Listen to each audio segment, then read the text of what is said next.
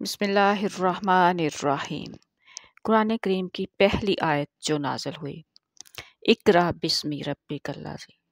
इकरा, इल्म हासिल करो अल्लाह के नाम के साथ।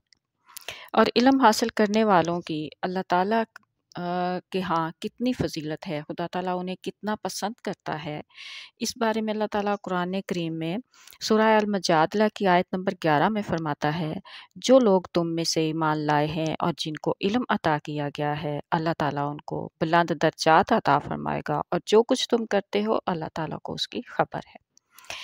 फिर इसी बारे में हज़रत मुआज़ बिन जबल रज़ियल्लाहु ताला अन्हु से रिवायत है कि रसूल करीम सल्लल्लाहु अलैहि वसल्लम ने फरमाया, अल्लाह ताला इसके ज़रिए कई लोगों को रिफ़त बख्शेगा, जिसके ज़रिए इल्म के ज़रिए, और इन्हें ऐसा बेहतरीन कायद और पेशरो बनाएगा कि इनके कदमों की नशानात की पैरवी की जाएगी, इनकी आदात को अपनाया जाएगा और इनकी राय को सही समझा जाएगा, यहाँ तक कि फरिश्ते इनसे दोस्ती के ख्वाह होंगे। क्या खूबसूरत फजीलत है। फरिश्ते उनसे दोस्ती के ख्वाह होंगे, फरिश्ते उनसे दोस्ती करना चाहेंगे और अपने परों से इनकी गर्द हटाएंगे। अल्हम्दुलिल्लाह, अल्लाह ताला हमें इल्म हासिल करने, सबसे पहले कुरान का इल्म हासिल करने और बेहतरीन अमल करने वाला बनाए।